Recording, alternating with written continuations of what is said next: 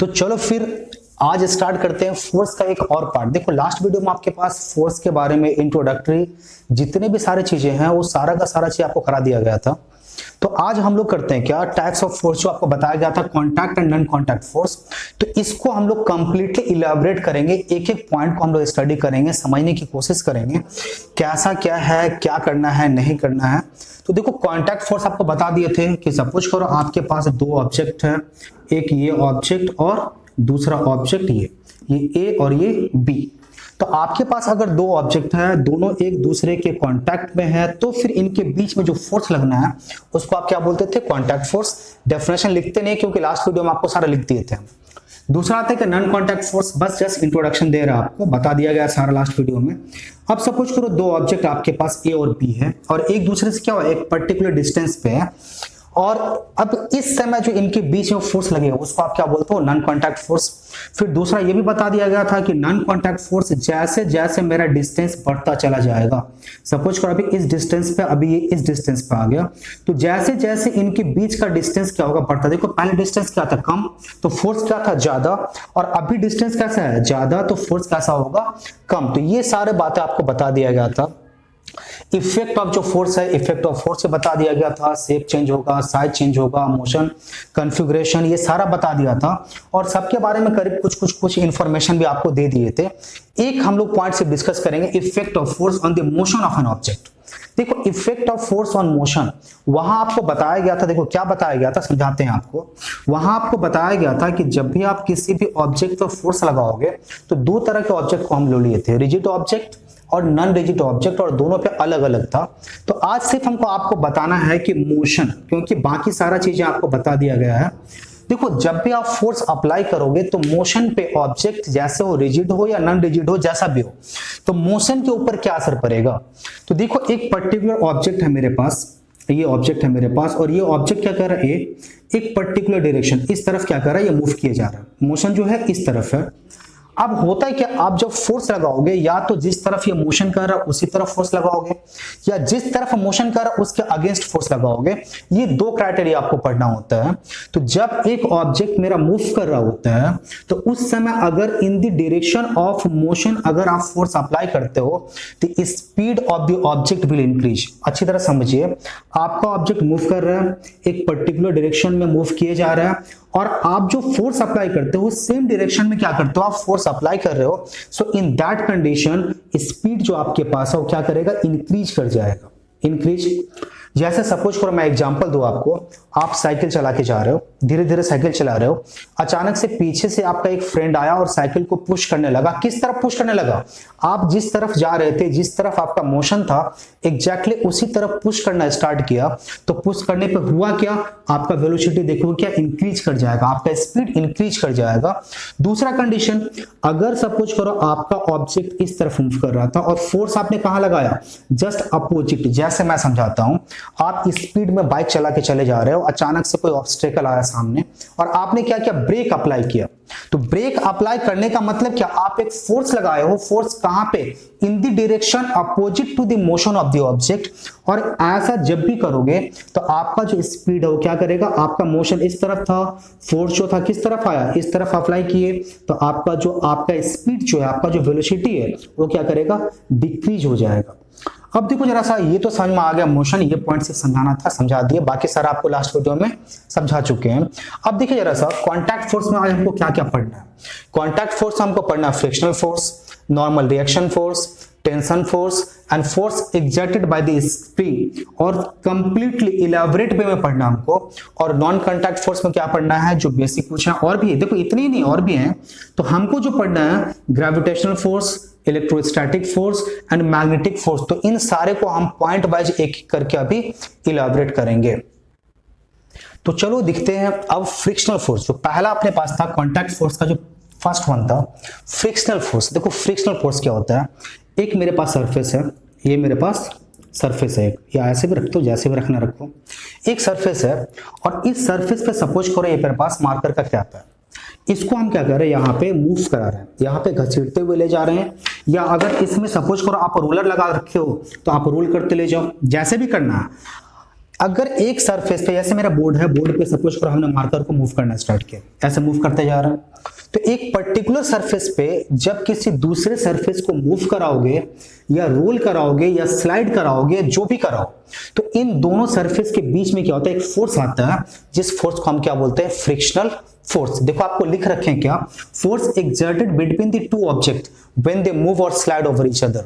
तो एक ऑब्जेक्ट जब दूसरे सरफेस पे, मेरे पास हाथ पे है, हमने पेन को क्या कर रहा है, देखो जरा सा मूव कराते जा रहा है मार्कर को, तो ये जो मूव कर रहा है या स्लाइड कर रहा है, तो फिर जो फोर्स बन रहा है दोनों सरफेस के बीच में, तो उसको आप क्या बोलोगे, फ्रिक्शनल फोर्स। तो देखो फ्रिक्शनल फोर्स के लिए जो पहला क्राइटेरिया बना, जो चीजें हमको समझनी है, आपके पास चाहिए टू सरफेस, कम से कम दो सरफेस तो आपके पास चाहिए ही चाहिए।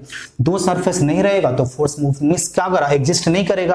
आप सपोज करो मेरे पास हाथ है, हमने यहां क्या कर रहे हैं, मार्कर को मूव करा रहे हैं, क्या फोर्स एग्जिस्ट होगा, नहीं होगा। क्यों नहीं होगा, क्योंकि जब तक ये टच में नहीं आएगा, क्योंकि कॉन्टैक्ट की बात कर रहे हैं, जब तक टच में नहीं आएगा तब तक फोर्स मेरा क्या करेगा, एग्जिस्ट नहीं करेगा। अब आप बोलोगे सर ये फोर्स आया कैसे, देखो जनरली होता है क्या है, ये फोर्स कब एग्जिस्ट करता है, दूसरा आपके पास जो सरफेस होना चाहिए वो कैसा होना चाहिए, रफ सरफेस होनी चाहिए। बोलेगा रफ सरफेस क्या स्मूथ सरफेस पे नहीं होगा, बिल्कुल नहीं, आप ठीक सोच रहे हो। क्यों नहीं होगा मैं समझाता हूं जरा सा। देखो जनरली क्या होता है, मोस्ट ऑफ द सरफेस देखने में हो सकता है आपको स्मूथ लगे, ऐसे आप छुओगे तो हो सकता है स्मूथ लगे, लेकिन स्मूथ जनरली होता नहीं है। बहुत कम सरफेस ऐसा है जो स्मूथ होता है। अगर स्मूथ नहीं है तो होता क्या है, उन दोनों सरफेस के बीच में जो आप सरफेस मूव कराओगे, वहां देखो क्या होता है, ऐसे इनके बीच में क्या होता है, ये ऐसे ऊपर खाबर रहेगा, ऐसे रिजेज एंड ग्रूव्स रहेगा। दूसरा सरफेस मान लो सपोज करो मेरे पास है, तो वहां भी क्या करेगा, आपको ये स्मूथ नहीं होगा।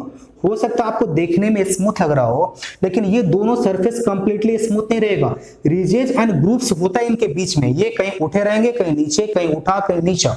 अब होता क्या है, जब ये दोनों सरफेस को आप मूव कराओगे एक दूसरे के ऊपर, होगा क्या, इसकी रिजेज इसके ग्रुप्स के संग क्या करेगा, इंटरलॉक कर जाएगा, एकदम एक दूसरे को क्या करेगा, इंटरलॉक करेगा अपने कैपेसिटी के अकॉर्डिंग। हाँ, अगर आपका फोर्स ज्यादा है तो ये क्या करेगा, उस फोर्स को ओवरकम करते हुए आगे निकल जाएगा, लेकिन ये पूरी तरह से कोशिश करेगा एक दूसरे को क्या करे, इंटरलॉक करे। तो जैसे देखो अब इंटरलॉक करेगा मतलब क्या, एक दूसरे को ग्रिप कर रहा, कौन कौन सा, रिजेज एंड ग्रुप्स। और इंटरलॉक करने के कारण क्या होता है, ये मोशन को अपोज करता है, और ये क्या होता है, आपके पास फोर्स डेवलप हो जाता है। तो आपसे अगर क्वेश्चन पूछता है what is the cause of friction force या फ्रिक्शनल फोर्स, आप क्या लिखोगे, means when an object move over the other surface, means ridges and groups between the two interlock each other causing the friction. अब तो friction तो समझ में आ गया आपके पास। अगर फ्रिक्शन है तो फ्रिक्शन से आपके पास फायदा क्या है, नुकसान क्या है, कम कैसे कर सकते हैं, ज्यादा कैसे कर सकते हैं, ये सारा डिटेल आपको एक फ्रिक्शन का आप हम वीडियो बनाएंगे उसमें देंगे, लेकिन थोड़ा समझ लो फ्रिक्शन से आपके पास क्या क्या इफेक्ट करेगा। तो देखो फ्रिक्शन का कारण क्या होता है, हीट प्रोड्यूस होता है। क्या होता है, हीट प्रोड्यूस होता है। अब लोग कैसे हीट प्रोड्यूस होता है, सबसे सिंपल एग्जांपल जैसे मैं आपको समझाने की कोशिश करूं, हाथ, दोनों हाथ को एक संग रखो, रगड़ो, आप रगड़ोगे तुरंत आपके पास रिजल्ट मिलेगा, कैसा मिलेगा, आप देखोगे आपका हाथ गर्म हो गया। मतलब व्हाट, सिर्फ अब लोग हाथ का नहीं, कहीं भी फ्रिक्शन जहां भी एग्जिस्ट होगा ये गारंटेड है वहां हीट प्रोड्यूस होगा। और सबसे प्रैक्टिकली समझने के लिए ना, दो पाम हाथ ले लो अपना, रगड़ो, इसको रगड़ोगे देखो जरा सा गर्म हो गया।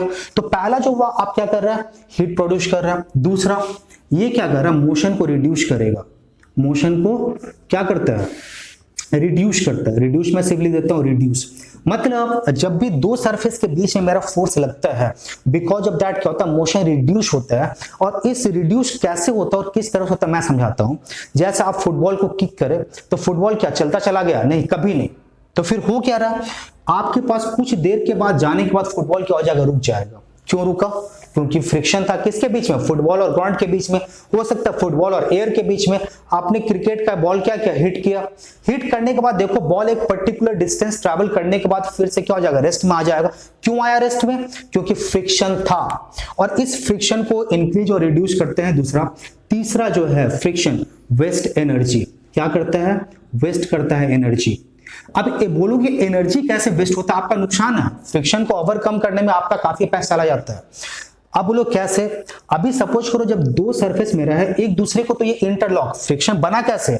एक दूसरे को इंटरलॉक करने की कोशिश कर रहा, तो उस जब इंटरलॉक को आप हटाओगे तो आपको क्या करना पड़ेगा? एक एडिशनल फोर्स लगेगा। तो आपका जो एक particular amount of work done था, एक पर्टिकुलर अमाउंट ऑफ जो एनर्जी था, सिर्फ इसको ओवरकम करने में चला गया, और कुछ जितना आपने सपोज करो 100% आपने एनर्जी लगाया, तो 100% एनर्जी क्या मिला आपको जो आउटकम मिला, इनपुट कितना था आपका 100%, तो आउटपुट भी क्या आपका 100% मिला? नहीं मिला। क्यों नहीं मिला?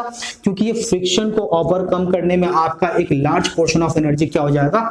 चला जाएगा। और ये जो एनर्जी कन्वर्जन होता है ये किस में आता है? ये हीट में चला आता है। तो फ्रिक्शन के बारे में अभी इसमें हम लोग इतना डिटेल करेंगे। जब आप नेक्स्ट वीडियो बनाएंगे तो फ्रिक्शन का एक पर्टिकुलर वीडियो आपको बना के देंगे। देखो नेक्स्ट जो है that is the normal reaction force. Normal reaction force समझाने के पहले थोड़ा समझाते हैं। हाथ पे हमने क्या रखा? मार्कर रखा। क्या मार्कर गिर रहा है? नहीं गिर रहा। हाथ पे रखा हुआ है, इजीली आराम से स्टेबल पोजीशन में है। अभी देखो क्यों स्टेबल पोजीशन है मैं समझाता हूं। आप जब मार्कर रखे हुए हाथ पे, क्या हो गया? मार्कर का अपना एक पर्टिकुलर वेट है, और because of that weight marker क्या कर रहा है? मेरे हाथ के ऊपर एक फोर्स लगाया, चलो ठीक है। अभी मेरे हाथ के ऊपर फोर्स लगाया, मेरा हाथ क्या चुप बैठेगा? नहीं, बदले में जवाब देगा। अभी जवाब कैसा देगा? ये भी एक फोर्स लगाएगा, बट यहां से जो फोर्स निकलेगा वो फोर्स कैसा होगा? बिल्कुल नॉर्मल होगा। और किस पे लगेगा? मार्कर पे लगेगा। देखो अच्छी तरह समझो, मार्कर से जो फोर्स मेरे हाथ पे लगा, जितना फोर्स लगा ये था मार्कर के वेट के कारण। जैसे ही मार्कर मेरे हाथ पे वेट लगा, एक रिएक्शन आ गया किसके तरफ से? हाथ के तरफ से। और बिकॉज ऑफ दैट रिएक्शन एक फोर्स जाएगा किसके ऊपर? मार्कर की तरफ, कंप्लीटली 90 डिग्री पे। दैट्स व्हाई इट्स कॉल्ड क्या होते हैं? नॉर्मल रिएक्शन फोर्स, क्योंकि 90 डिग्री पे लगेगा। और बिकॉज ऑफ दैट ये मार्कर क्या मेरे पास स्टेबल पोजीशन में है। तो ऐसा जो फोर्स होगा उसको हम लोग क्या बोलेंगे? Normal reaction force. डेफिनेशन लिख रखे हैं, क्या लिखे हैं? When a body is placed on a surface the body exerts a force downward. कहां पे लग रहा है? डाउनवर्ड, नीचे की तरफ। क्यों? कैसा? इक्वल टू द वेट, आपको बता दिए हैं। और इन रिटर्न होगा क्या? और इसके कारण हो क्या रहा है? देखो बॉडी डज नॉट मूव तो नहीं कर रहा। फिर हो क्या रहा? क्यों नहीं मूव कर रहा? Because the surface exerts an equal and the opposite force on the body normal to its surface. तो बॉडी का जो सरफेस है मेरे पास, जिसको हमने रख रखा है किसी भी सरफेस पे, वहां पे क्या हो रहा है? एक 90 डिग्री पे फोर्स लगेगा। अब देखो इस फोर्स की क्वालिटी क्या मिला आपके पास? तो जो पहला आपके पास यहां से डेफिनेशन से जो इंफॉर्मेशन मिल रहा है, क्या होगा? मैग्नीट्यूड जो होगा, मैग्नीट्यूड इक्वल एंड अपोजिट। ये फोर्स जो होगा इक्वल एंड अपोजिट होगा इस फोर्स का। ये दोनों फोर्स देखो, दोनों अपोजिट डायरेक्शन में, एक नीचे की तरफ काम करेगा, एक ऊपर की तरफ काम करेगा। और दोनों का जो मैग्नीट्यूड होगा, तो डायरेक्शन कैसा हुआ? अपोजिट। और जो दोनों का मैग्नीट्यूड होगा, दोनों का मैग्नीट्यूड कैसा होगा? बिल्कुल। नेक्स्ट देखो जरा सा टेंशन फोर्स। अब देखो टेंशन फोर्स में क्या आपको समझा रहा है। एक मेरे पास सपोज करो ये रिजिड सपोर्ट है, एक क्या होता है? सपोर्ट। और हमने यहां से क्या किया? एक स्ट्रिंग, रोप, केबल, जो भी आप लेना चाहो, सब एक ही कैटेगरी है। यहां से आपने क्या किया? लटका दिया। लटकाने के बाद नीचे आपने क्या किया? एक ऑब्जेक्ट मेरा ए था, रिजिड ऑब्जेक्ट, हमने क्या किया? उसको भी लटका दिया। देखो अब क्या करेगा? जैसे ही आप एक रिजिड ऑब्जेक्ट को लटकाओगे, होगा क्या? ये जो रिजिड ऑब्जेक्ट है नीचे की तरफ एक फोर्स लगाएगा। फोर्स क्यों लगाएगा? Due to its weight. अपने वेट के कारण क्या करेगा? एक नीचे की तरफ फोर्स लगाएगा। ये जितना फोर्स नीचे की तरफ लगाएगा उतना ही फोर्स आपका क्या होगा? ऊपर की तरफ किस पे लगेगा? स्ट्रिंग पे लगेगा। And because of that string क्या होगा? एकदम तन के रहेगा, खींच के रहेगा, पूरा स्ट्रेच्ड रहेगा। तो इस फोर्स, ये जो फोर्स लगा स्ट्रिंग के ऊपर, उसको आप क्या बोलोगे? टेंशन। और इट इज इक्वल टू क्या हो जाएगा? वेट। मतलब क्या हो जाएगा? आप समझो जरा सा। तो आप इसको इस तरह से ही बोल सकते हैं कि एक स्ट्रिंग को, केबल को, रोप को स्ट्रेच्ड कंडीशन में रखने के लिए जो फोर्स हम लोग अप्लाई करते हैं, उस फोर्स को आप क्या बताओगे? Tension force. डेफिनेशन भी आपको यही रख रखे हैं। Tension force is defined as the force that is transmitted through a rope, string और a wire when pulled by a force acting from opposite side. क्या बोल रहा है? आप इसको पुल कर रहे हैं, नीचे की तरफ पुल कर रहे हैं, ऊपर की तरफ फोर्स लग रहा है, इक्वल अमाउंट ऑफ फोर्स लगेगा। और स्ट्रिंग क्या रहेगा? आपका खींच के रहेगा। तो खींच के रखने के लिए, स्ट्रेस्ड कंडीशन में रखने के लिए, the force that be apply on the string that is called क्या देगा? Means tension force. आप अच्छी तरह समझो एक बात और, जब आप स्ट्रिंग को स्ट्रेस्ड कंडीशन में रखे हो, टेंशन फोर्स आपको क्लियरली दिख जाएगा। कैसे? सपोज करो आप यहां से इसको हम क्या करते? काट दिए। जब आप नीचे से काट के आप रखोगे ये क्या होगा, नीचे की तरफ गिरेगा ड्यू टू इट्स वेट। और ये क्या होगा, आप देखोगे जरा सा अच्छी तरह ध्यान दोगे तो ये भी ऊपर की तरफ क्या हो रहा है, स्लाइटली ऊपर की तरफ तन जाएगा।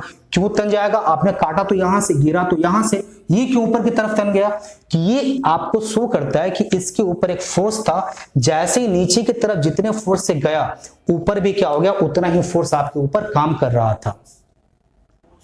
तो नेक्स्ट वन करते हैं क्या, a force exerted bye spring. अगर आपके पास इस स्प्रिंग के ऊपर आप फोर्स लगाते हो ऑब्वियसली कॉन्टैक्ट फोर्स ही लगेगा। सपोज करो आपके पास एक स्प्रिंग है, ये मेरे पास नॉर्मल कंडीशन में है, ये स्प्रिंग है मेरे पास, ये स्प्रिंग मेरे पास नॉर्मल कंडीशन में है। अब देखो यहां पे एक स्प्रिंग के ऊपर आप क्या करोगे, या तो आप इसको क्या करोगे, खींचोगे इस तरफ, या आप क्या करोगे, इसको कंप्रेस करोगे। दोनों ही कंडीशन में क्या होगा, एक फोर्स आपको लगाना पड़ेगा। तो ये नॉर्मल कंडीशन में जैसा था वैसे पड़ा हुआ है। अब हम पहला क्राइटेरिया समझते हैं, अगर इसको आप क्या करते हो, इलोंगेट करते हो, स्ट्रेच करते हो। तो सपोज करो मेरे पास एक स्प्रिंग था और हमने क्या किया इसको, ये मेरे पास रिजिड सपोर्ट है, यहां से हमने स्प्रिंग क्या किया है, अब हमने क्या किया, स्प्रिंग को खींच के क्या किया, इस तरफ ला लिया। अब देखो जरा सा, जब भी आप इस स्प्रिंग को खींचोगे, खींचने के लिए आपको कांटेक्ट में आना पड़ेगा। स्प्रिंग को आप पकड़ के खींचोगे, खींचने के लिए आपको एक फोर्स भी लगाना पड़ेगा। तो आप सपोज करो ये फोर्स क्या हुआ, इस तरफ लगाओगे। अब क्या होगा, स्प्रिंग के ऊपर एक और फोर्स लगेगा, that is called restoring force. What is called,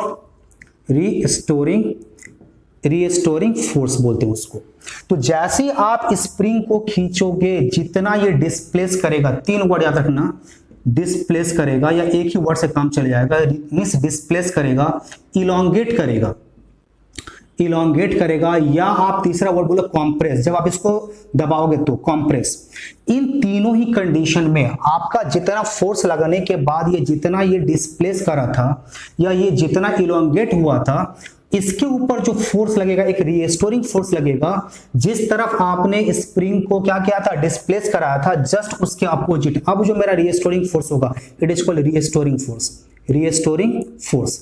तो ये क्या करेगा, एक रीस्टोरिंग फोर्स लगेगा किसके ऊपर, स्प्रिंग के ऊपर, इन the direction opposite in which you had applied the force. अब देखो दूसरा कंडीशन आपके पास बात करें तो ये तो पहला कंडीशन आया। दूसरा कंडीशन, आप अगर इसको कॉम्प्रेस कर दो, अब मेरे पास स्प्रिंग था, हमने क्या किया, इसको कॉम्प्रेस कर दिया।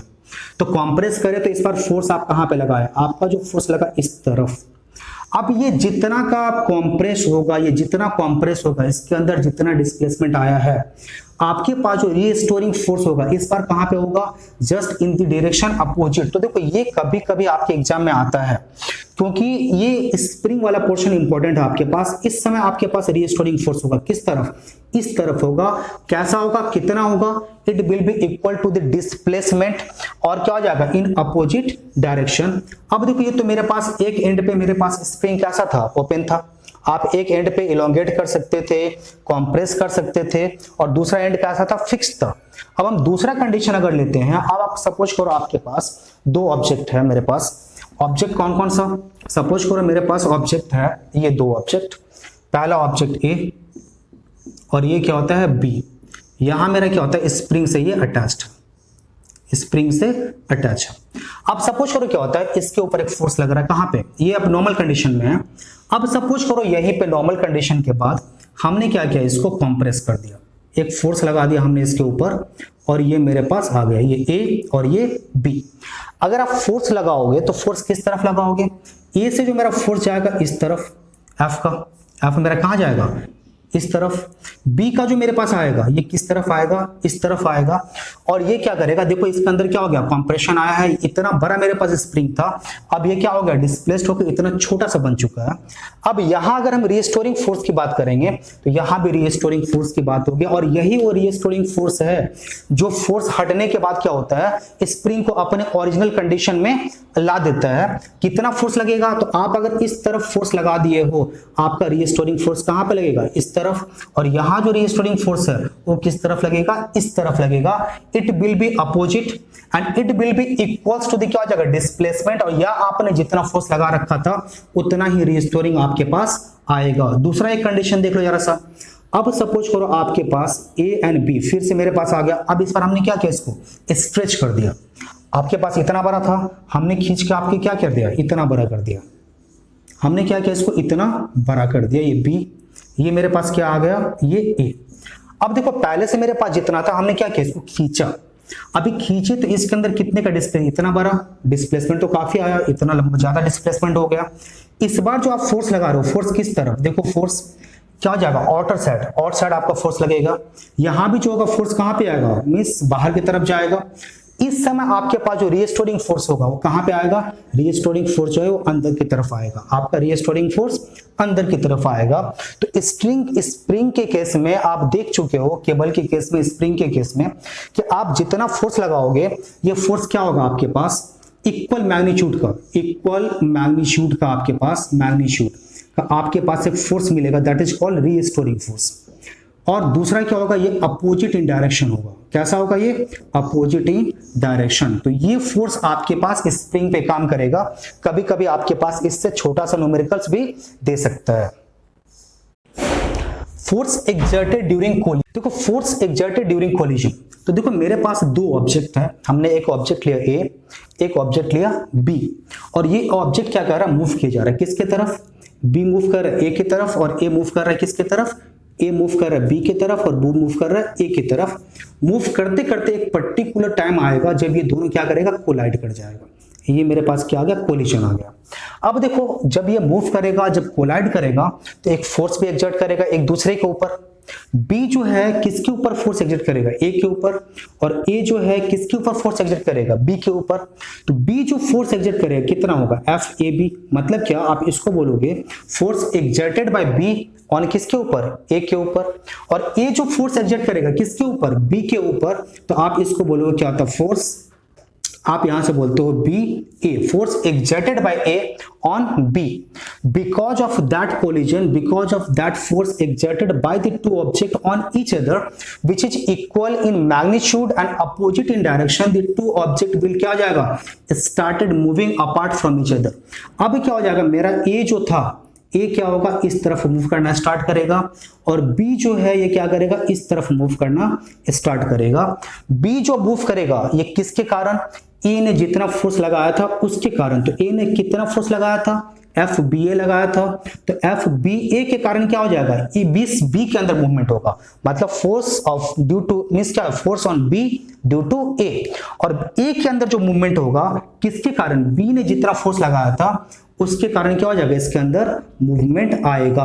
अच्छा अब देखो जरा सा, ये कितना डिस्प्लेस होगा, क्या मास कुछ मींस डिटरमाइन करेगा।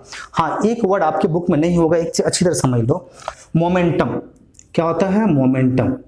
तो मोमेंटम भी डिसाइड करेगा कि ये कितना डिस्प्लेस होगा।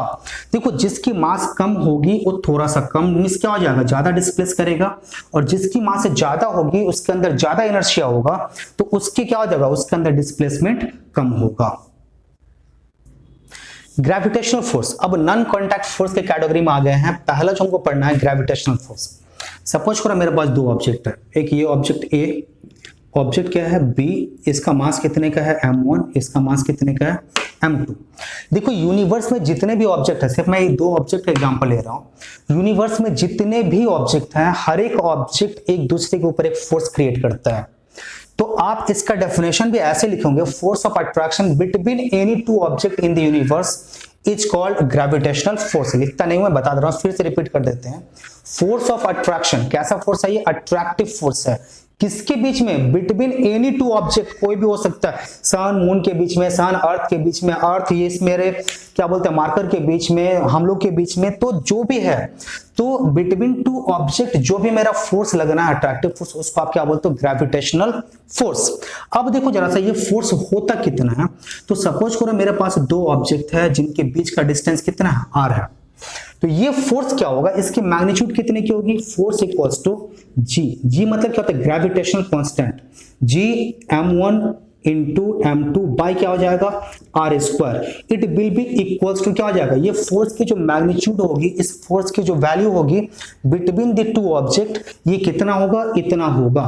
अब देखो जरा सा, ये फोर्स करता क्या है, बिकॉज ऑफ दिस फोर्स अगर एक ऑब्जेक्ट मूवेबल है तो वो क्या करता है, मोशन स्टार्ट करता है। जैसे अगर सपोज करो हमने यहाँ पे रखे हुए हैं, अब यहां से हमने छोड़ दिया मार्कर को, कोई फोर्स हमने लगाया, हमने रखा हुआ था, हमने क्या किया, छोड़ दिया। तो जब आप मार्कर को नीचे की तरफ छोड़ रहे थे हम, तो क्या हुआ, मार्कर नीचे की तरफ आना स्टार्ट हो गया। क्यों, ये मूवेबल था, मूव कर रहा था। आप बोलोगे सर मेरे घर पे जो सीलिंग फैन लगा वो तो मूव नहीं कर रहा है, क्योंकि मूवेबल नहीं, आपने फिक्स करके रखा उसको। तो अगर एक ऑब्जेक्ट मूवेबल है तो बिकॉज ऑफ ग्रेविटेशनल फोर्स ये क्या करेगा, मूव करना स्टार्ट करेगा। और उसकी मैग्नीट्यूड क्या होगी, फोर्स जो एक्ट करेगा इसके ऊपर उसकी मैग्नीट्यूड कितनी होगी, ये हम मैग्नीट्यूड फाइंड करेंगे फ्रॉम दिस फॉर्मूला। इसको बोलते हैं न्यूटन्स फॉर्मूला। अब देखो जरा सा, एक और वर्ड है आपके पास, force of gravity. Force of gravity, देखो gravitational force and force of gravity दोनों क्या बहुत अलग है, बिल्कुल नहीं, दोनों सेम चीजें हैं। फिजिक्स में देखो जब एक पर्टिकुलर चीज को लेकर पढ़ना स्टार्ट करते हो तो वहां आपके पास क्या होता है, एक पर्टिकुलर वर्ड मेंशन करते हो। देखो फोर्स ऑफ अट्रैक्शन क्या बोलते हैं, force of attraction between any two object, मैं वर्ड लिख देता हूं, एनी टू ऑब्जेक्ट। तो जब कोई भी दो ऑब्जेक्ट हो तो उसको आप क्या बताओगे, ग्रेविटेशनल फोर्स। लेकिन इन दोनों ऑब्जेक्ट में अगर आपके पास एक ऑब्जेक्ट अर्थ हो और दूसरा एनी ऑब्जेक्ट कुछ भी हो, तो force of attraction between the earth and any other object is said to be the force of gravity. देखो वर्ड को समझने की कोशिश करना, अगर आपके पास कोई भी दो ऑब्जेक्ट है, मेरे हाथ के बीच में, इस मेरे मार्कर के बीच में, या सपोज करो मेरे बोर्ड के बीच में, मार्कर के बीच में, ये gravitational force, word properly use करना। लेकिन अगर सपोज करो अब मेरे मार्कर के बीच में और अर्थ के बीच में जो फोर्स लगना है उस फोर्स को आप क्या बोलोगे, फोर्स ऑफ ग्रेविटी। तो ये देखो जरा सा, अब ये फोर्स ऑफ ग्रेविटी हमने समझ लिया, ग्रेविटेशनल फोर्स समझ लिया। अब देखो फोर्स ऑफ ग्रेविटी जो होता है वैरी करता है, जैसे जैसे हाइट मेरा इंक्रीज करते जाएगा ये ग्रेविटेशनल फोर्स क्या करेगा, वैरी करता जाएगा, डिस्टेंस के संग मेरा क्या करेगा, वैरी करता चला जाएगा। तो ये आपके पास gravitational force. Electrostatic force, non contact force का जो सेकंड पॉइंट है मेरे पास कैसा है, इलेक्ट्रोस्टैटिक फोर्स। दो चार्ज ऑब्जेक्ट के बीच में जो अट्रैक्टिव या रिपल्सिव फोर्स होता है उस फोर्स को आप क्या बोलते हो, इलेक्ट्रोस्टैटिक फोर्स। डेफिनेशन में वही लिखे हैं, फोर्स ऑफ अट्रैक्शन और रिपल्सन, ये दोनों होता है, अट्रैक्शन भी हो सकता है रिपल्सन भी हो सकता है। तो फोर्स ऑफ अट्रैक्शन और repulsion between charged object is called electrostatic force. जरा मैं समझाता हूं अट्रैक्शन कब, रिपल्सन कब, या ये इलेक्ट्रोस्टैटिक फोर्स कैसे डेवलप होता है। जैसे मैं समझ, छोटा सा एग्जांपल, आप कॉम्ब लिए, कॉम्ब से आपने क्या किया, बाल झाड़ना स्टार्ट किए, हेयर अपना क्या किए, कॉम्बिंग करना स्टार्ट किए। आफ्टर कॉम्बिंग छोटा छोटा पेपर ले लो और उसके पास जब आप कॉम्ब लेकर जाओगे तो क्या करेगा, पेपर स्टिक हो जाएगा, अट्रैक्टेड हो जाएगा, कहां पे, टुवर्ड्स कॉम्ब। सेम स्केल ले लो, आप हेयर में उसको क्या करो, घसो, फ्रिक्शन आएगा। अब देखो क्या, फिर जब छोटा छोटा पेपर फाड़ के आप हाथ पे रखो या कहीं पे रखो, जैसे आप स्केल लेकर जाओ क्या होगा, देखोगे आप स्केल की तरफ आपके पास जो पेपर जो था छोटा छोटा पीस किया हुआ अट्रैक्ट हो गया। क्यों अट्रैक्ट हुआ, क्योंकि आपका जो कॉम्ब था पहले तो नॉर्मल था, बाद में क्या हुआ, ये कॉम्ब जैसे आपने कॉम्बिंग करना स्टार्ट किया, due to the friction between the comb and the hair, इसके ऊपर क्या हो गया, चार्ज डेवलप हो गया। बिकॉज ऑफ दैट ये क्या किया, पेपर को अट्रैक्ट करना स्टार्ट किया। स्केल के संग भी ऐसा ही आया। अब ये देखो जरा सा, आप पूछोगे कि सर ये अट्रैक्टिव कब होगा और ये रिपल्सिव नेचर कब होगा। सपोज करो मेरे पास दो ऑब्जेक्ट है, ए और ये दूसरा ऑब्जेक्ट है बी। ए मेरे पास कैसा है, पॉजिटिवली चार्ज्ड, कैसा है, पॉजिटिवली चार्ज्ड है। बी मेरे पास कैसा है, निगेटिवली चार्ज है। तो जब भी मेरे पास दो ऑब्जेक्ट जिन दोनों का चार्जेस कैसा हो, एक दूसरे से बिल्कुल अपोजिट हो, देन अंडर दैट सिचुएशन होगा क्या, ये दोनों के दोनों ऑब्जेक्ट एक दूसरे को क्या करेंगे, अट्रैक्ट करेंगे, एक दूसरे के तरफ चले आएंगे। ए और बी क्या करेगा, एक दूसरे के एकदम बिल्कुल पास आ जाएगा, बिल्कुल पास आ जाएगा। ये प्लस और ये क्या था आपके पास, माइनस, और फाइनली ये क्या हो जाएगा, एक दूसरे के संग मिलके एक दूसरे के चार्ज को क्या करेगा, न्यूट्रलाइज कर देगा।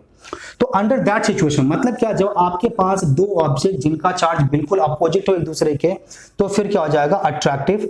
लेकिन अगर आपके पास दो ऑब्जेक्ट आप लेते हो, ऑब्जेक्ट ए ऑब्जेक्ट बी, अब सपोज करो ये भी कैसा है, निगेटिवली चार्ज, ये भी कैसा है, negatively charge, having the same charge. तो अंडर दैट सिचुएशन क्या होगा, ये मूव करना स्टार्ट करेगा, मतलब ये इस तरफ भागना स्टार्ट करेगा, ये इस तरफ क्या करेगा, डिस्प्लेस करना स्टार्ट करेगा, ये एक दूसरे से दूर भाग जाएंगे, ये एक दूसरे से क्या हो गया, दूर भाग गए।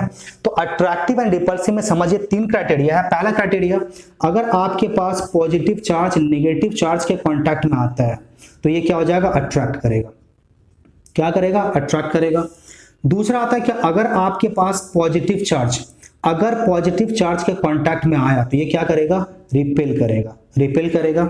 और तीसरा जो आपके पास है, अगर आपके पास फिर से नेगेटिव चार्ज, अगर नेगेटिव चार्ज के कांटेक्ट में आता है फिर भी ये क्या करेगा, रिपेल करेगा। तो ये आपके पास इलेक्ट्रोस्टैटिक फोर्स। देखो इसका लास्ट पॉइंट जो है that is the magnetic force. देखो मैग्नेटिक फोर्स नाम अपने आप को डिफाइन कर रहा है। मैग्नेट इस बार क्या करेगा, फोर्स एक्सर्ट करेगा और उसके थ्रू एक्सर्ट होने वाले फोर्स को क्या बोलेंगे, मैग्नेटिक फोर्स। अब यहां देखो जरा सा, मैग्नेट कैसे फोर्स एक्सर्ट करता है। मैग्नेट दो तरीके से फोर्स एक्सर्ट करता है। मैग्नेट या तो किसी मैग्नेटिक सब्सटेंस के ऊपर फोर्स एक्सर्ट करेगा, या एक मैग्नेट क्या करेगा, दूसरे मैग्नेट के ऊपर क्या करेगा, फोर्स एक्सर्ट करता है। और यहीं से हम क्या करेंगे, अपना डेफिनेशन तैयार करेंगे। Force exerted by a magnet on other magnet और a magnetic substance is called magnetic force. तो मतलब या तो दूसरे मैग्नेट पे एक्सर्ट करेगा या किसी मैग्नेटिक सब्सटेंस पे एक्सर्ट करेगा। मतलब अब आप समझ गए होंगे क्या, यहीं से आपको काफी इंफॉर्मेशन मिल चुका होगा। ये फोर्स भी दो तरह का होगा, either it will be attractive और रिपल्सिव।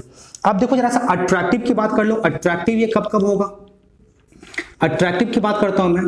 अगर एक मैग्नेट, सपोज करो मेरे पास एक मैग्नेट है, नॉर्थ साउथ हमने पोल रख बना लिया। अब अगर ये मैग्नेट मेरे पास एक क्या होता है, आयरन ऑब्जेक्ट रखा हुआ, ये ऑब्जेक्ट ये मेरे पास क्या होता है, ए।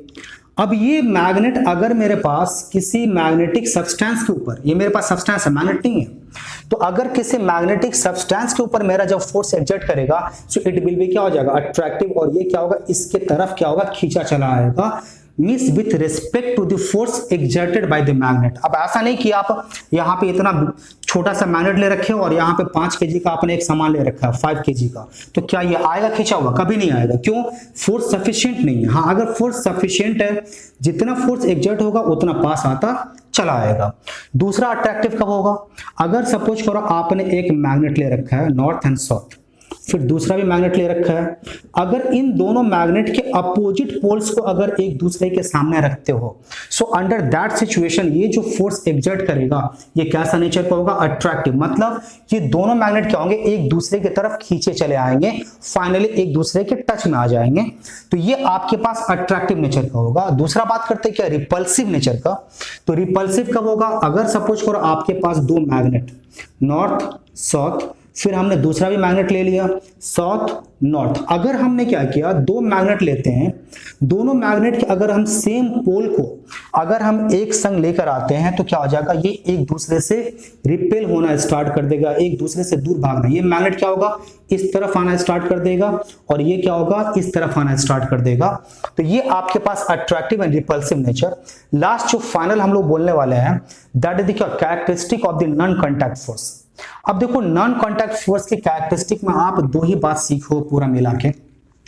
पहली बात, नॉन कॉन्टैक्ट फोर्स में पहला word, it may be attractive और रिपल्सिव। क्या क्या, या तो ये अट्रैक्टिव भी हो सकता है या ये रिपल्सिव भी हो सकता है, ये दोनों क्वालिटी है इसके अंदर, रिपल्सिव। दूसरा, ये क्या करता है, बहुत बार ऐसा देखा गया है, equal in magnitude and opposite in direction. अगर आप दो फोर्स एक तरफ लग रहा है, ये रिपेल हो रहा तो क्या हो जाएगा, equal in magnitude, equal in magnitude आप लिख सकते हो, magnitude and opposite in direction, opposite in direction, opposite in direction. तो ये आपके पास दो कैरेक्टरिस्टिक आप अच्छी तरह समझ लो। किसके बारे में, नॉन कॉन्टैक्ट फोर्स के बारे में। तो देखो कॉन्टैक्ट नॉन कॉन्टैक्ट फोर्स के बीच में जितने भी सारे टॉपिक्स हो सकता था करीब करीब हमने सारा कवर कर दिया है। अब अगर आपको किसी भी तरह का कोई डाउट बचता है आप कमेंट सेक्शन में लिख के बताना।